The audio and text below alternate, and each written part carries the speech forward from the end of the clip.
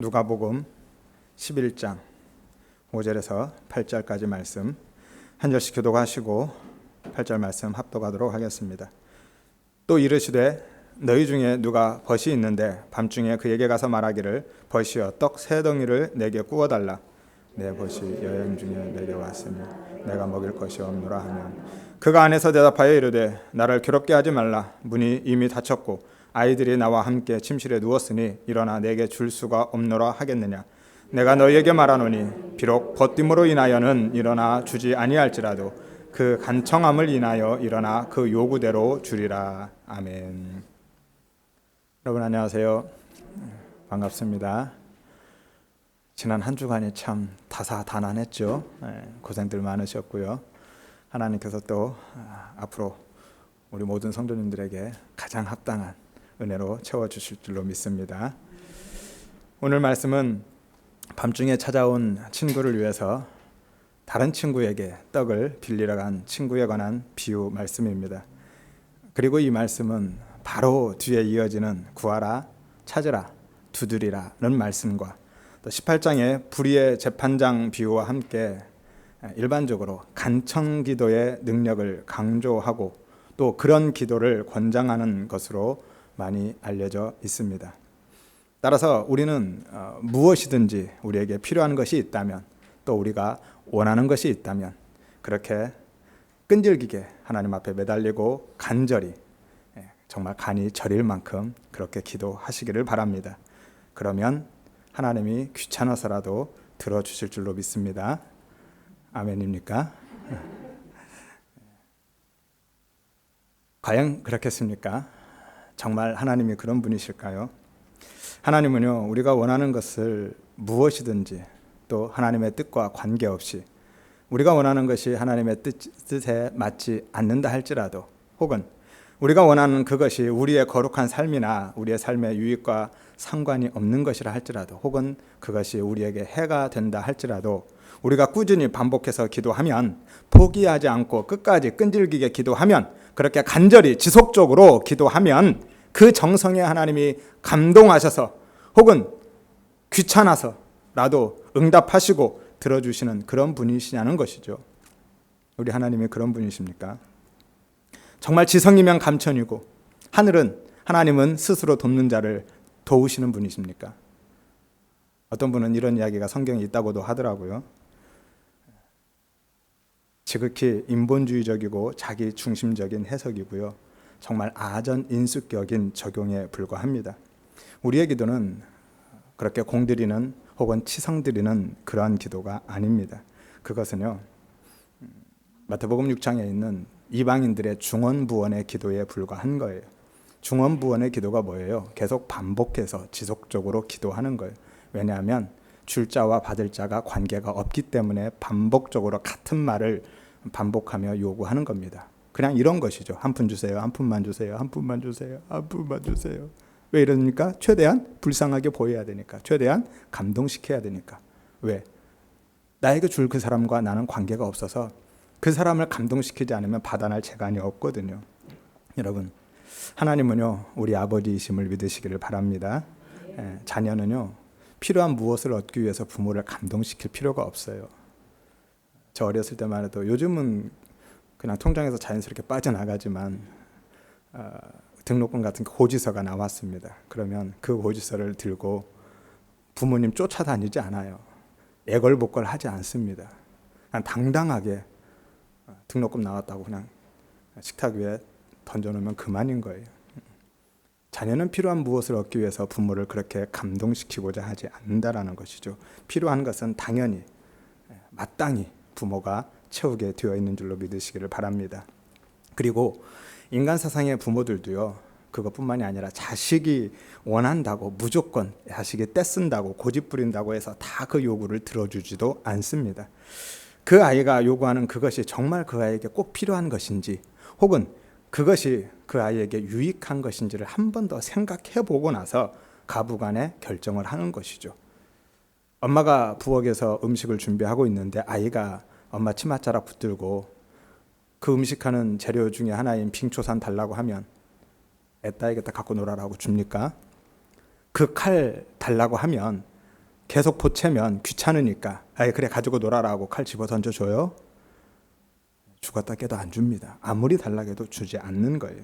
하물며 하나님께서 당신의 생명과 맞바꾼 성도의 요구에 그저 끈질김과 간절함만을 근거로 해서 응답 여부를 결정하시겠느냐라는 것이죠. 여러분 한번 생각해 보십시오. 나중에 내가 천국 가서 하나님께 이렇게 물었습니다. 하나님, 왜 제가 세상에 있을 때 제 기도에 그렇게 응답 안 해주셨어요? 하나님이 이렇게 대답합니다.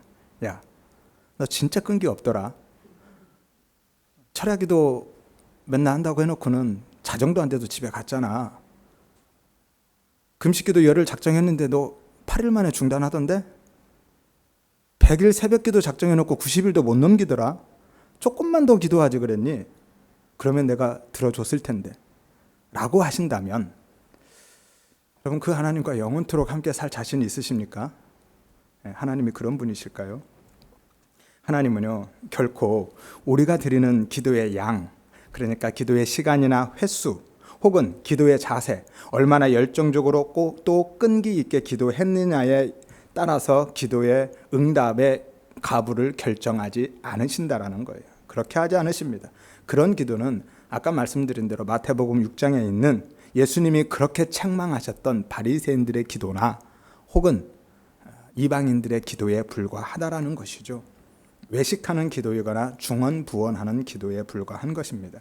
하나님은 인간의 뜻에 의해서 그렇게 끌려다니거나 조정당하지 않으십니다. 오히려 하나님은 당신의 뜻대로 우리를 혹은 우리의 기도를 바꾸어 내시는 하나님이심을 믿으시기를 바랍니다. 그럼에도 불구하고 오늘 본문이 끈질기게 요구하는 의미에 간청하는 기도로 해석되고 적용되는 이유가 무엇일까요? 하나님은 우리의 기도의 양이나 자세, 태도에 따라서 응답하시는 분이 아니신데 우리가 얼마나 자주 혹은 많이 오래 또 열심히 기도했느냐에 따라서 응답하시는 분이 아니신데 오늘 우리는 왜 간청기도, 끈질기게 요구하는 그 기도로 해석하고 적용하고 있느냐라는 겁니다. 8절 때문이죠. 8절을 보십시오. 비록 버팀으로 인하여서는 일어나 주지 아니할지라도 그 간청함을 인하여 일어나 그대로 그 요구대로 주리라 라고 말씀하죠. 근데 이 말씀을 혹은 이 본문 전체를 아무리 살펴봐도요, 이 떡을 빌리러 온 친구가 반복적으로 혹은 지속적으로 혹은 끈질기게 요구했다라는 내용이나 모습을 사실 찾아보기 어렵습니다. 한번 5절에서 6절을 보십시오. 떡 달라고 딱 한 번 이야기한 게 전부예요. 야, 떡 있어? 떡 있냐? 라고 물어본 거예요. 그것도요, 오늘을 보면 당당하게 물어봅니다. 당연히 있을 것을 전제하고 물어봐요. 이 간청하다라는 이 원어적 의미는요, 우리가 생각하는 간절함 혹은 끈질김이라는 의미가 아니에요. 이 단어의 원래 의미는 건방짐, 뻔뻔스러움, 염치 없음이라는 단어이거든요. 그리고 실제 그 단어의 어원은 더 다릅니다. 놀랍습니다. 조금 있다가 그 의미가 뭔지, 그 이유가 뭔지를 다시 살펴보도록 하겠습니다. 아무튼 이런데도 불구하고 우리는 이 비유가 간청기도의 능력에 대한 비유로 생각하고 그렇게 이 비유를 둔갑시켜서 설명하고 있습니다. 그 이유는 이 단어가 우리의 문화 속에서 그리고 우리의 개념 속에서 이해되고 있기 때문이에요. 또한 인본주의적인 색깔을 짙게 깔고 있는 이 간청이라는 단어 하나 때문에 우리는 그렇게 받아들이고 있다는 거죠. 이 간청이라는 이 단어가 우리의 문화, 우리의 생각, 우리의 개념 속에 있는 이 인본주의적인 색깔을 아주 짙게 깔고 있는 이 단어를 가지고 모든 본문을 다 흡수해 내버리기 때문에 이 단어가 블랙홀처럼 본문의 모든 내용을 다 빨아들이고 있는 거예요. 그래서 다른 본문의 다른 의미들을 볼 생각조차 안 하고 있는 것이죠. 왜냐하면 우리가 너무 좋아하잖아요, 이 단어를. 지성이면 감천이니까. 우리의 그 샤머니즘적인 정서와 너무 딱 맞는 단어가 이 단어이거든요. 그렇다면 여러분, 이 비유가 담고 있는 진짜 내용이 무엇일까요? 차근차근하게 좀 살펴보도록 하겠습니다. 오늘은요, 어떻게 기도해야 되는가를 먼저 살펴보고요. 그 다음에 다음 주에는 무엇을 그리고 왜 기도해야 되는지를 나누도록 하겠습니다. 원래는 무엇을 기도해야 되는지를 나누어야 되는데 이 이야기를 하지 않을 수가 없어서 먼저 이 말씀을 드리는 겁니다. 오늘 본문도 본문 자체만으로는 이해하기 어려운 본문이죠. 왜냐하면 우리의 언어와 문화 속에서 우리는 살아가고 있기 때문에 어렵습니다. 성경이 그래서 사실 어려워요. 우리의 문화, 우리의 시대, 우리의 정서 갭이 너무 크잖아요. 그래서 어려운 겁니다. 우리는 지금 내가 있는 이 자리에서, 이 문화 속에서, 이 경험 안에서 성경을 바라보기 때문에 어려운 거죠. 오늘 본문을 보면 친구가 한밤중에 찾아옵니다. 5절에 보면 밤중에라고 한 것은 정말 한밤중을 이야기합니다. 자정이라는 의미를 갖고 있어요. 오늘날 우리의 문화로는 잘 이해가 되지 않습니다. 그렇게 늦게 찾아가면 큰 실례잖아요. 그렇게 가지 않습니다. 그것도 이 친구는 약속도 없이 왔어요. 오늘날은 전화로도 있으니까 미리 전화하고 가겠지만 그럴 수 있는 상황이 아니잖아요. 그러니까 약속도 없이 갑자기 불쑥 이 늦은 시간에 찾아온다는 것 우리는 사실 이해하기 어렵습니다. 하지만 당시 유대인들은 한낮에 땡볕을 피해서 주로 밤에 여행을 했거든요. 그리고 그 여행길에 식당이나 숙소가 지금처럼 많지 않았기 때문에 일반적으로 거의 늦은 밤에 자기가 원하는 그 목적지에 도착해서 그곳에서 숙식을 해결하는 것이 일반적이었던 것이죠. 그렇게 밤을 타고 친구가 찾아왔는데 문제는 이 친구 집에 먹을 게 없어요. 그래서 이 친구가 다른 친구 집에 가서 먹을 것을 구해 옵니다. 떡이라고 번역된 이 단어는 원래는 빵이라는 의미죠. 성경에서 떡이라는 것은 다 그냥 빵으로 보시면 됩니다. 아무튼 이 떡, 이 빵은 한 손에 움켜잡을 수 있는 돌의 크기 정도 된다고 하죠. 그래서 오늘날 모카빵 정도? 그 정도 될 것 같아요. 그래서 예수님이 너희 중에 누가 아들이 떡을 달라면 돌을 주겠느냐 하죠. 그게 그 이야기입니다. 한 손에 잡을 수 있는 돌의 크기 정도 되는 것이죠. 지금 우리 같으면 그렇게 늦은 시간에 그것도 약속도 없이 갑자기 찾아갔다면 미안해서라도 그냥 잔다고 하겠죠. 절대로 먹을 거 챙기지 말아라 하고 그냥 씻고 자겠다 하겠는데, 그리고 집주인도 그런 상황이면 굳이 다른 집에까지, 자기 집에 먹을 게 있으면 내어줄 수도 있겠지만 다른 집까지, 다른 친구 집까지 쫓아가서 먹을 것을 얻어다 준다는 것은 정말 생각하기 어렵습니다. 하지만 당시 유대인들에게 있어서는 이런 일들이 매우 자연스러운 일이었다는 것이죠. 그들은 원래 유목민이었습니다. 그렇기 때문에 나를 찾아온 손님뿐만이 아니라 심지어는 지나가는 나그네에게도 최선을 다해서 그들은 대접을 했습니다. 그게 그들의 문화였어요. 두 가지 이유 때문입니다. 유목민으로 살고 있었기 때문에 자기들도 언제 그런 상황이 될지 몰라요. 언제 입장이 바뀔지 모릅니다. 그래서 최선을 다해서 나그네를 대접하고 섬기는 것이죠. 단순히 선행이 아닙니다. 이것은 생존의 문제예요. 자신들의 생존과 직접적인 관련이 있기 때문에 그렇게 하는 거였어요. 또 하나는 종교적인 측면입니다. 신앙적인 이유예요. 그들은요, 하나님이 가끔 천사를 이렇게 보내서 시험한다고 생각하고 그렇게 믿고 살았습니다. 창세기 18장 19장에 보면 아브라함과 롯이 그런 일들이 있죠. 천사를 지나가는 나그네에 있는데 모셔다가 대접하고 부지 중에 정말로 천사를 대접하는 이런 일들이 있습니다. 아마 그것 때문에 이런 생각들을, 이런 믿음들을 갖게 되었는지는 모르겠지만 아무튼 그들은 그렇게 생각했습니다. 따라서 나그네를 환대한다는 것은 하나님에 대한 신앙 행위였던 것이죠. 그래서 구약시대에는 나그네가 마을 입구에 도착하면 서로 먼저 모셔가려고 경쟁을 벌이기도 했다고 하죠. 그리고 손님이 아무리 늦은 시간에 온다 할지라도 실은 내색하지 않고요, 그를 위해서 최선을 다하며 자기 집에 온 손님은 목숨 걸고 지켰습니다. 그래서 롯이 그렇게 모셔온 손님의 해코지를 당하려고 할 때 어떻게 해요? 자기 딸들을 내어주잖아요. 정말 이해할 수 없죠. 어떻게 그게 가능합니까? 자기 목숨보다 더 소중하게 손님을 생각하고 목숨처럼 지켜냈다는 거죠. 창세기 19장, 아까 18장 19장 말씀드렸죠. 아브라함이 지나가는 세 사람을 보고 달려나가서 영접합니다. 우리 집에 와서 물과 떡을 좀 드시고 쉬었다 가라고 모셔와요. 자기 집에 찾아온 게 아닙니다. 지나가는 사람을 모셔온 거예요. 19장에 보면 롯이 소돔 성문에 앉아있다가 지나가는 두 사람을 발견하게 되고 역시 달려가서 영접합니다. 모셔오는 거예요. 자기 집에 와서 씻고 자고 가라고 그들을 모셔오는 거죠. 그리고 그들이 봉변당하는 상황이 되니까 자기 딸을 내어주고 이 딸들을 상대하고 이 사람들은 놔둬라 라고 얘기하는 거예요. 그만큼 자기 집에 온 손님을 목숨 걸고 지키고 있었던 것이죠. 뿐만이 아닙니다. 오랫동안 중동 지방을 연구한 한 신약학자에 의하면 케네스 베일리라는 사람인데요. 아랍어와 아랍 문학을 전공한 미국의 신약 학자입니다. 그는 복음서의 배경인 중동 문화를 이해하기 위해서 직접 중동에 들어갑니다.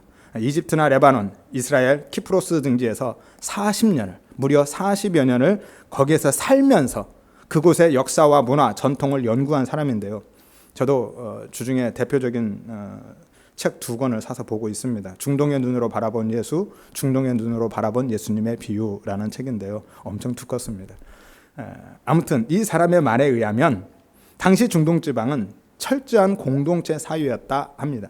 그래서 이 떡도 빵도 마을 사람들이 돌아가면서 만들었고요. 마치 오늘날 일반적인 교회에서 구역의 한 구역에서 밥을 해서 모든 교회 성도들이 같이 먹는 것처럼 그렇게 돌아가면서 음식을 준비했다라는 것이죠. 그래서 마을 전체가 함께 그 떡을 모여서 먹기도 하고 혹은 나누어 갖고 가서 나누어서 먹기도 합니다. 그러니까 한 집이 대표로 구워낸 그 떡을, 그 빵을 온 마을 사람들이 함께 나누어 먹는 것이죠. 그리고 그 일들을 마을 사람들이 집집마다 돌아가면서 했던 것이죠. 그리고 그런 철저한 공동체 의식 때문에 한 집의 손님은 그 집안의 손님으로 그치지 않습니다. 마을 전체의 손님으로 인식되었고 그렇게 대접받았다는 것이죠. 그래서 성경에 나오는 대표자의 원리나 연합의 원리가 그들에게는 전혀 낯설지 않고 거부감이 없었던 거예요. 왜? 이미 그렇게 살고 있잖아요. 이미 대표자의 원리로 그렇게 그들은 살고 있었습니다. 연합의 원리로 살고 있었기 때문에. 뿐만이 아니라 그들의 친구 개념도 오늘날 우리의 친구 개념과는 전혀 다르다 말씀드렸죠.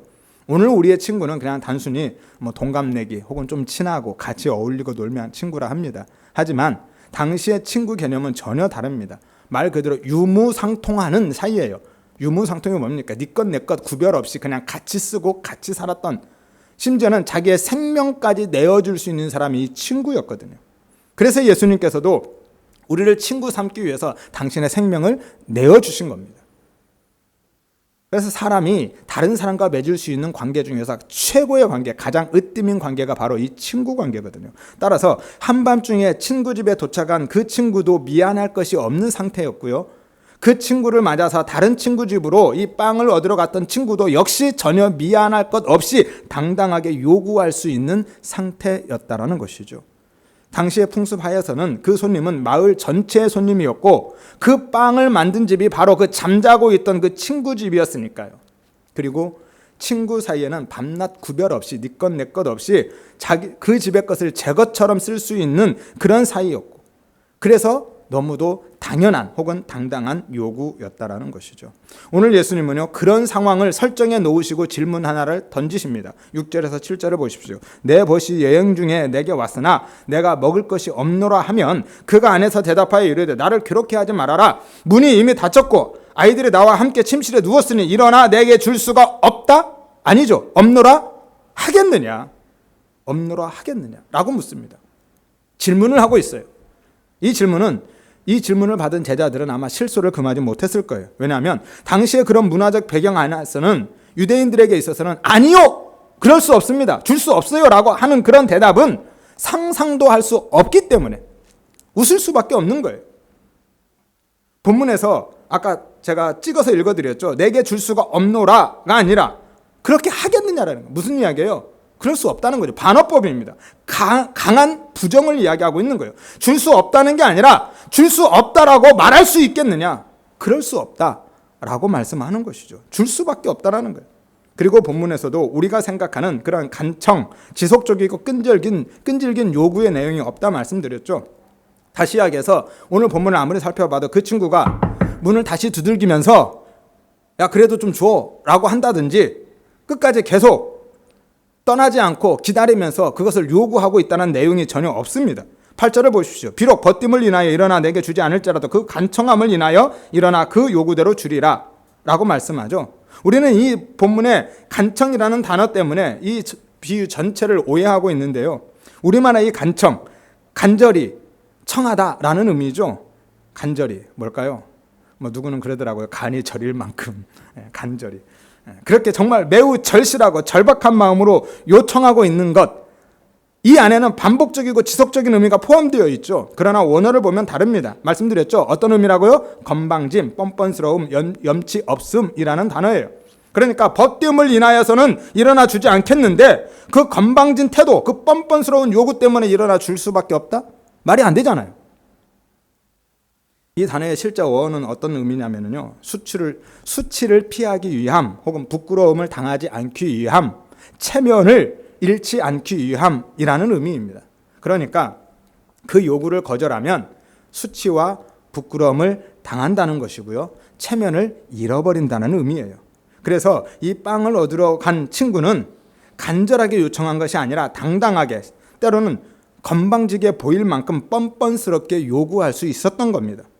벗됨을 인하여는 주지 아니할지라도 그런 일은 절대로 없겠지만, 불가능하지만, 왜? 친구니까 불가능한 겁니다. 세상에서 가장 소중한, 가장 친밀한 관계잖아요. 생명까지도 내어줄 수 있는 관계인데 거절할 수 없습니다. 하지만 설사 그런 일이 있다 할지라도 수치를 면하기 위해서는, 부끄러움을 당하지 않기 위해서는, 체면을 잃어버리지 않기 위해서는 줄 수밖에 없지 않겠느냐라고 이야기하는 겁니다. 여러분, 비유는 모두가 공감하고 인정할 수밖에 없는 내용이라 말씀드렸죠. 예수님께서 이렇게 묻고 있다는 것은 그거 당연합니다, 예, 맞습니다라는 대답이 돌아올 수밖에 없는 거죠. 왜 그렇습니까? 그들의 문화는 어떤 문화라고요? 체면 문화라니까요. 귀찮아서 떡을 내어주지 않으면 본인뿐만이 아니라 마을 전체가 수치를 당해요. 손가락질을 당합니다. 왜? 그 손님은 그 집안의, 그 친구의 손님뿐만이 아니라 마을 전체의 손님으로 인식되었다니까요. 그러면 그 친구는 그 마을에 말 붙이고 살 수가 없습니다. 어쩌면 돌에 맞아 죽을 수도 있어요. 그들에게 있어서 체면은 친구 관계를 넘어서는 겁니다. 이 체면이라는 것은 그들의 모든 행위의 근거와 이유가 되는 거예요. 한마디로 목숨보다 중요한 겁니다.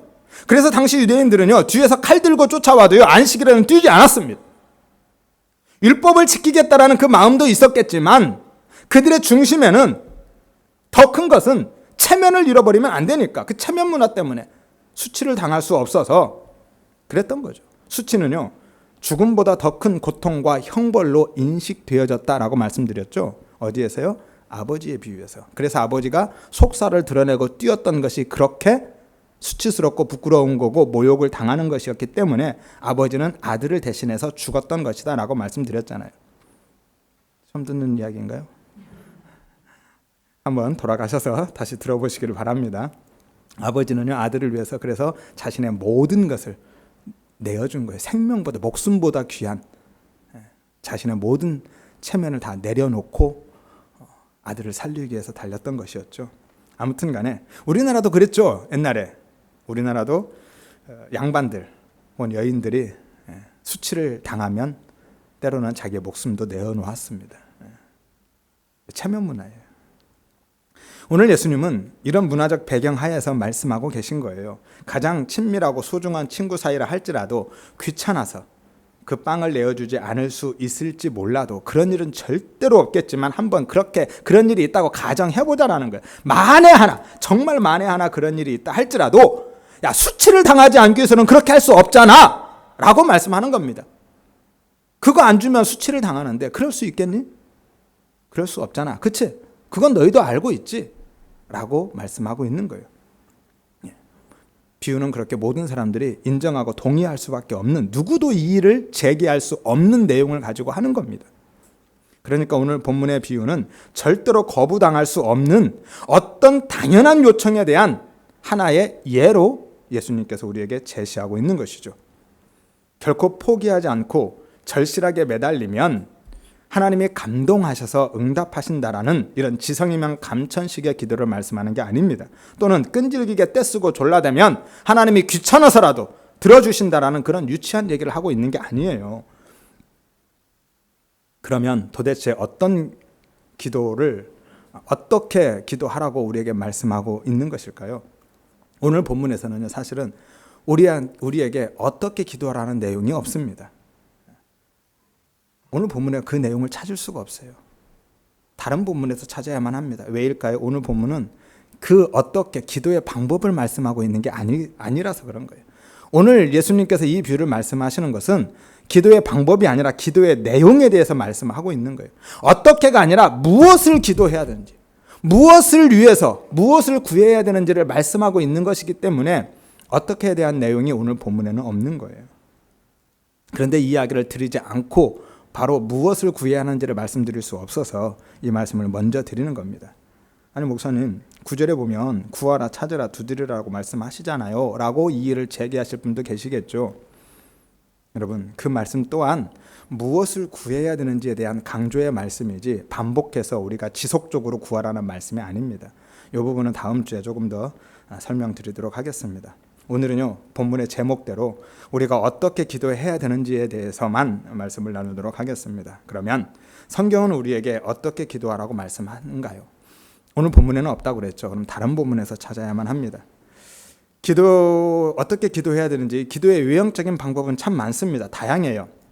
침묵 기도부터 시작해서 부르짖는 기도, 또 선포하고 대적하는 기도도 있고요. 눈물과 탄식의 기도도 있고, 손을 들고 기도할 수도 있고, 서서 혹은 걸으면서 산책하면서 혹은 눈을 뜨고도 기도할 수 있습니다. 이런 외형적인 기도 말고요. 이런 부분들은 다음 시간에 기회가 있으면 한번 나누도록 하고요. 오늘은 내적인 방법, 기도자의 마음의 자세에 대해서만 간략하게 살펴보고 마치도록 하겠습니다. 기도, 어떻게 해야 할까요? 성경은 기도에 대해서 말씀하는 부분들이 참 많이 있는데요. 요약해서 다시 정리해보면 크게 4가지로 정리할 수 있을 것 같습니다. 첫 번째는 의심하지 말고 믿음으로. 어떻게 해요? 의심하지 말고 믿음으로. 의심하지 말고 믿음으로. 야고보서 1장 6절에서 8절에 보면 오직 믿음으로 구하고 조금 더 의심하지 말아라. 의심하는 자는 마치 바람에 밀려 요동하는 바다 물결 같으니 이런 사람은 무엇이든지 주께 얻기를 생각하지 말아라. 두 마음을 품어서 모든 일에 정함이 없는 자다라고 말씀하죠. 의심하지 말고 믿음으로 구해라. 야고보서 5장 13절에 15절에 말씀합니다. 너희 중에 고난 당하는 자가 있느냐? 병든 자가 있느냐? 예수 믿는 사람도 고난도 당하고 병도 들 수 있습니다. 예수 믿는다고 무병장수하고 만사형통하는 거 아니죠. 우리도 똑같은 인생을 살아가는 사람들입니다. 예수 믿는다고 무병장수하면 죽을 사람 하나도 없죠. 예수 믿지 않을 사람도 하나도 없을 겁니다. 야고보 사도가 이렇게 이야기한다라는 것은 예수 믿어도 성도들도 여전히 고난과 병듦이 있습니다. 생로병사를 거쳐가는 거예요. 이 장모님도 새벽기도 갔다가 도착하셔서 집에 들어가다 넘어지신 거거든요. 심지어 교회도 불나고 그렇잖아요. 성도들도 고난이 있고요. 병든 자가 있습니다. 그때 야고보 사도가 요구하는 것이 뭐하라? 기도해라. 무엇으로? 믿음으로. 믿음의 기도는 병든 자를 구원한다. 주께서 그를 일으키신다라고 말씀하죠. 우리의 기도는요, 그냥 한번 해보는 게 아닙니다. 믿져야 본전이니까. 안 하는 것보다 하는 게 마음이 조금 더 편하니까. 지푸라기라도 잡는 심정으로 그렇게 기도하는 거 아닙니다. 우리는 하나님에 대한 믿음, 그 확신을 갖고 기도하는 거예요. 하나님은 우리에게 그것을 요구하고 계시는 겁니다. 믿음을 요구하는 거예요. 확신을 요구하는 겁니다. 어떤 믿음이면 무엇에 대한 확신입니까? 히브리서 11장 6절에 보면 믿음이 없이는 하나님을 기쁘시게 할 수 없다. 하나님께 나아가는 자는, 하나님께 구하는 자는, 하나님을 찾는 자는, 하나님께 기도하고 하나님께 예배하는 자는 이라는 의미예요. 반드시 그가 계신 것과 또 자기를 찾는 자들에게 상 주시는 이심을 믿어야 할지니라. 두 가지를 요구하고 있습니다. 하나는 뭐라고요? 그가 계신 것과 하나님이 살아계시다라는 하나님의 존재에 대한 믿음, 확신이죠. 또 하나는 자기를 찾는 자들, 자기에게 나와서 기도하고 구하는 사람들에게 상을 주신다 라는 믿음입니다. 그에게 응답하신다. 이 상이 어떤 의미일까요? 창세기 15장 1절에 보면 아브라함아 두려워하지 말아라. 나는 내 방패여 너의 지극히 큰 상급이라고 말씀하시죠. 하나님이 자신이 상급이라는 거예요. 하나님 자신이 상급입니다. 여러분, 하나님께서 우리에게 상을 베푸신다는 것은 하나님이 만나주신다는 거예요. 하나님이 찾아와 주신다는 거예요. 그러면 하나님의 은혜가 그 위에 임하는 겁니다. 하나님 자체가 가장 큰 상급임을 믿으시기를 바랍니다. 하나님은요, 우리의 믿음을 통해서 일하시고 믿음만큼 역사하십니다. 요한복음 11장 40절에 예수님께서 나사렛의 무덤 앞에서 마리아와 마르다에게 요구하죠. 내가 믿으면 하나님의 영광을 보리라. 나사로의 무덤을 막고 있는 돌문을 옮겨놓으라고 하니까 이 마리아와 마르다가 그렇게 이야기합니다. 주님, 썩어서 냄새나요. 4일이나 지났어요. 무슨 말씀하십니까? 그때 예수님이 이 말씀하시는 거예요. 내가 믿으면 하나님의 영광을 볼 것이다. 여러분, 우리의 상식으로 하나님의 능력을 제한하지 마시기를 바랍니다. 하나님 앞에 기도하시되 의심하지 말고 믿음으로 기도하시기를 바라고요. 두 번째는 염려하지 말고 감사함으로 기도하라 라고 말씀하죠. 어떻게 해요? 염려하지 말고 감사함으로. 빌립보서 4장 6절에 말씀합니다. 아무것도 염려하지 말고 다만 모든 일에 기도와 간구로 너희 구할 것을 감사함으로 하나님께 아뢰라. 염려, 근심과 걱정 뭐 이런 이야기죠. 근데 이 염려는요, 사실은 사람에게만 있습니다. 식물은 물론이거니와 동물들, 고민하는 동물 보셨어요? 근심, 걱정, 염려 때문에 여러분 자살하는 동물 보셨습니까? 없어요. 사람에게만 있습니다. 왜 사람만 염려, 근심, 걱정을 할까요? 우리에게만 지능이 있으니까요? 우리만 생각할 수 있고 우리만 영혼이 있어서 그렇습니까? 표면적으로는 그렇습니다. 현상적인 이유는 그런데요, 사실 본질적인 이유는 그게 아니에요. 사람이 염려하고 근심, 걱정하는 본질적인 이유는 하나입니다. 하나님의 판단과 하나님의 결정을 따르지 않고 스스로 판단하고 결정하고자 해서 그런 겁니다. 여러분, 원래요, 판단과 결정은 사람이 하는 게 아닙니다. 하나님만 하실 수 있는 거예요. 창조주 하나님만 판단하시고 창조주 하나님만 결정하시는 거예요. 그럼 모든 피조물은 창조주 하나님의 판단과 결정에 따라서 그냥 살아가는 겁니다. 순응하며 사는 거예요. 모든 자연은 지금도 그렇게 살고 있어요. 그래서 홍수가 나면 그 홍수에 그냥 떠내려가기도 하고요. 가뭄이 들어서 다 타들어가면 모든 동물들도 식물도 다 타 죽습니다. 말라 죽는 거예요, 그냥. 그렇게 하나님의 판단과 결정에 이의를 제기하지 않고 순응하며 순종하며 사는 거예요. 그게 피조물들의 위치입니다. 하나님의 그 판단과 결정에 이의를 제기할 수 없어요. 근데 유독 사람만 하나님의 판단과 결정을 거부합니다. 거스르려고 해요. 그래서 문명이라는 걸 만들어내면서 대적하며 살아갑니다. 나도 판단할 수 있고 나도 결정할 수 있다라는 거예요. 그게 선악과를 입에 물고 태어난 이 인간들의 본성인 것이죠. 그래서 고민과 염려, 근심이 생겨나는 거예요. 그것도 지속적이고 반복적으로 끊임없이 그렇게 살아갈 수밖에 없는 겁니다. 오늘 본문에서 염려하지 말아라, 이 염려라는 단어가 현재 시제거든요. 늘 그렇게 염려하고 산다라는 거예요. 그런 일이 있다라는 거예요. 왜요? 스스로 주인이 되고자 했기 때문에, 스스로 신이 되고자 해서, 스스로 하나님 자리를 차지하고 앉아서 근심, 걱정, 염려가 오는 겁니다. 여러분, 고민은요, 주인이 하는 겁니다. 종은 하지 않아요. 주인이 생각하고 판단하고 결정하고 고민해서 딱 이야기하면 종은 그냥 그대로 하면 되는 거예요. 고민할 이유가 없어요. 그 결과에 대해서도 고민할 이유가 없습니다.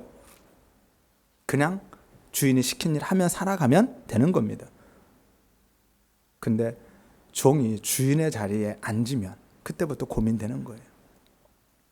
따라서 창조주, 주인의 자리에서 내려와서 원래 우리의 자리, 피조물의 자리, 종의 자리로 돌아가지 않는 한 우리는 우리의 인생에서 염려, 근심, 걱정이 끊이지 않을 것이라는 것이죠.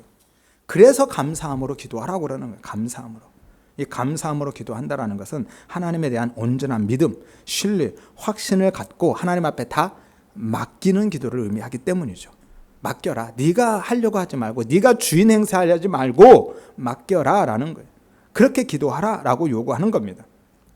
그래서 이 감사함으로 드리는 이 기도는 내용에 초점이 있는 게 아니에요.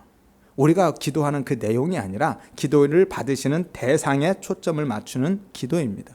욥처럼 기도는 하지만 주신 분도 하나님이시고 취하시는 분도 하나님이심을 인정하고 하나님의 그 선하신 뜻, 그 결정, 그것이 선한 것이고 최선인 것임을 믿는 믿음으로 하나님이 내 기도를 들으신 다음에 어떤 판단과 결정을 하시든지 간에 그것을 감사함으로 그대로 받아들이고 순종하며 살아가겠다는 결단이고 고백인 것이죠. 그게 감사함으로 기도하는 겁니다.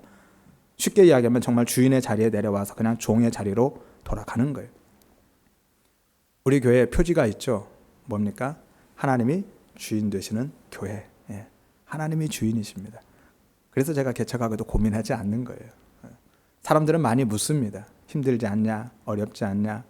걱정 없냐? 뭐 이런 질문들을 많이 하는데 전혀 없습니다. 왜요? 제 교회 아니잖아요. 주인은 하나님이시니까 저는 그냥 요구하는 자리에 그 자리에 서 있을 뿐이고 시키는 일, 그 일에 그냥 최선을 다해서 할 뿐이지 결과는 제 소관이 아닙니다. 그건 하나님이 알아서 하실 일이에요. 다음에 말씀을 한번 나누겠지만 열매는요 가지에 맺히기는 합니다.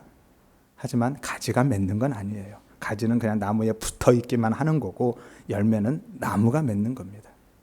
이해되어지시나요? 잠깐 곁길로 갔는데 다음에 말씀을 좀 나누도록 하겠습니다. 아무튼 그렇게 하면, 감사함으로 기도하면, 우리가 주인의 자리에 내려와서 다시 종의 자리로 돌아가면, 그렇게 다 맡기고 순종의 삶으로 돌아가면, 그러면 하나님이 어떻게 하신다고요? 내 소원 다 들어주겠다? 아니죠. 빌립보서 4장 7절을 보십시오. 그렇게 하면 모든 지각에 뛰어난 하나님의 평강이 그리스도 예수 안에서 너희 마음과 생각을 지킬 것이다 라고 말씀합니다.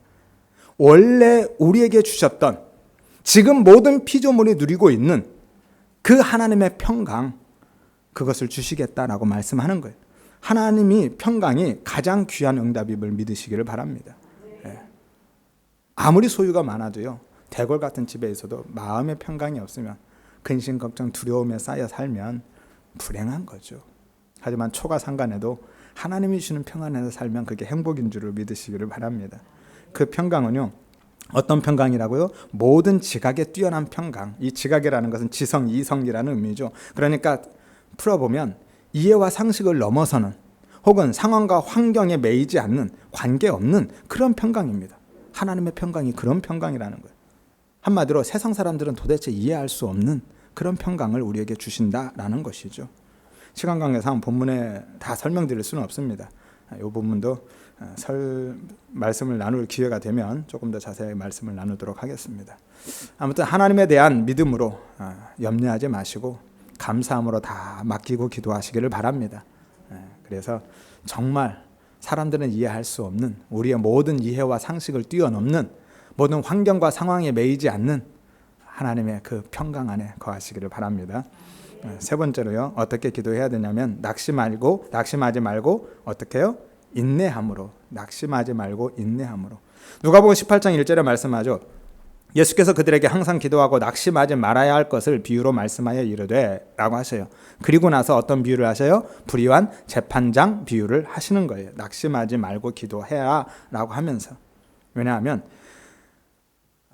우리가 기도 열심히 많이 하고 살아가는데, 하나님의 은혜를 많이 구하는데, 우리의 삶을 보면 하나님이 침묵하시는 것처럼 느껴질 때가 많잖아요.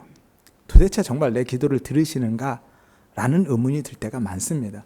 심지어는 정말 하나님이 나를 사랑하시나? 하나님이 계신가? 라는 의문마저 들 때도 있어요. 그렇게 우리의 삶 속에서 하나님의 응답이 잘 나타나지 않을 것처럼 느껴질 때, 혹은 내 삶 가운데 하나님의 나라가 완성되는 것이 너무 요원하게 보일 때 우리는 낙심하게 된다는 것이죠.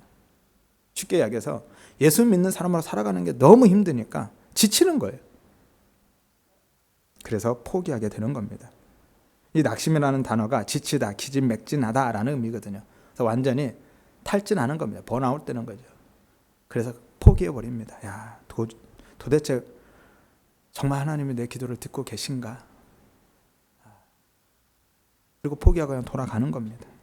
그래서 불의한 재판장 비유를 말씀하시는 거예요.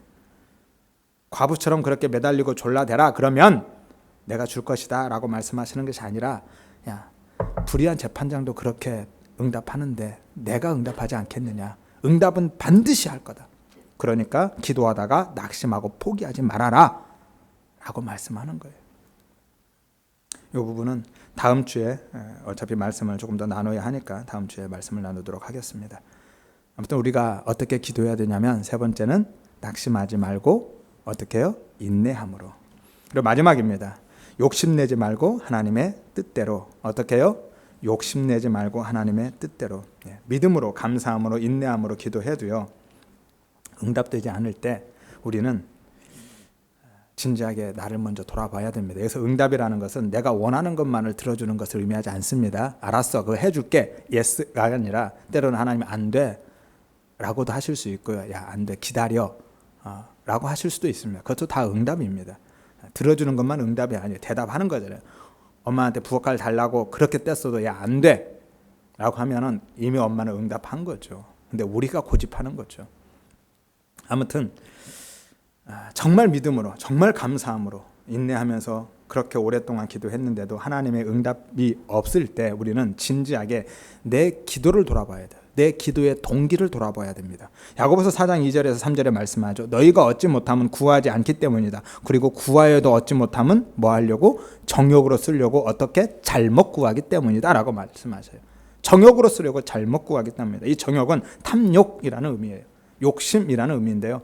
그냥 어떤 것을 갖고 싶은 욕심이 아니라 하나님이 금하신 것에 대한 욕심을 이야기하는 거예요. 그리고 잘못이라는 것은 병든, 악한, 부당한이라는 의미입니다. 그러니까 정욕으로 쓰려고 잘못 구한다라는 것은 잘못된 동기, 악한 동기를 가지고 자신의 욕심, 내 욕심 채우려고, 그게 돈이든지 뭐 명예든지 권력이든지 성공이든지 세상적인 가치, 그것을 채우려고 정말 부자지향적인 기도를 하는 것을 의미합니다. 여러분, 우리의 기도는요, 내가 원하는 것, 하나님의 뜻과 상관없이 내가 원하는 것 얻기 위해서 도깨비 방망이를 두드리는 그런 행위가 아닙니다. 알라딘 램프를 문지르는 행위가 아니에요. 지성이면 감천식의 치성과 공들임이 아닙니다. 그것은 이방인들이나 하는 것이라니까요. 그거는 종교인들이나 하는 거예요. 우리는 그렇게 기도하는 게 아닙니다. 기도의 본질은 내 생각, 내 뜻을 관철시키고 내가 원하는 것, 내가 내 소원을 쟁취해내기 위해서 기도하는 게 아니라 왕 되신 하나님, 나의 주인 되신 하나님, 나의 아버지 되신 하나님의 뜻을 분별하기 위해서 하는 것이고요. 그 뜻이 분별되고 하나님의 뜻이 분별되면 그 하나님의 뜻, 하나님의 소원이, 하나님이 원하시는 것이 내 안에서 이루어지기를, 나도 하나님이 원하는 것을 원하며 살아갈 수 있기를 위해서 기도하는 겁니다. 기도의 본질은 그거예요. 내가 원하는 것을 쟁취해내기 위해서 기도하는 것이 아니라 내가 이것을 가지고 기도하는데 그것이 과연 하나님의 뜻인지 아닌지를 분별하고, 그리고 하나님의 원하는 것이 어떤 것인지가 분별되면 그 원함을 나도 원하기를 위해서 기도하는 겁니다. 마태복음 26장 39절에 보면 예수님께서 겟세마네에서 기도하시죠. 내 아버지여, 만일 할만하시거든 이 잔을 내게서 지나가게 하옵소서. 예수님도 십자가를 지기 싫으셨습니다. 얼마나 싫으셨겠습니까? 할 수만 있다면 좀 예수님, 이거 하나님 이 잔을 내게서 옮겨 주십시오. 지나가게 해 주십시오. 그렇게 기도하는데 그 다음 기도를 보십시오. 그러나 나의 원대로 마옵시고 아버지의 원대로 하옵소서. 이게 우리의 기도의 본질인 겁니다. 하나님의 원하는 그것을 나도 원하기를 위해서, 그리고 하나님이 원하는 그것, 하나님의 그 뜻이 내 안에서 이루어지기를 위해서 기도하는 것, 그게 기도의 본질인 것이죠. 우리도 주님처럼 내 뜻, 내 생각, 내 욕심을 내려놓고, 그것들이 많이 있겠지만 내려놓고 하나님이 원하는 것을 나도 원하고 하나님의 뜻을 구할 수 있는 그런 믿음, 그런 은혜 주시기를 위해서 먼저 기도하시기를 바랍니다. 기도는 그렇게 하는 겁니다. 기도는 그렇게 하는 거예요. 어떻게 해요? 의심하지 않고 믿음으로, 염려하지 않고 감사함으로, 낙심하지 않고 인내함으로, 그리고 욕심내지 않고 하나님의 뜻대로. 여러분, 그렇게 기도하시기를 바랍니다. 그래서 내 뜻 이루고 내 소원 성취하며 사는 삶이 아니라 내 삶을 통해서 하나님의 뜻이 이루어지고 하나님의 계획이 성취되어지는 그런 복된 삶을 살아가시기를 주의 이름으로 축원드립니다.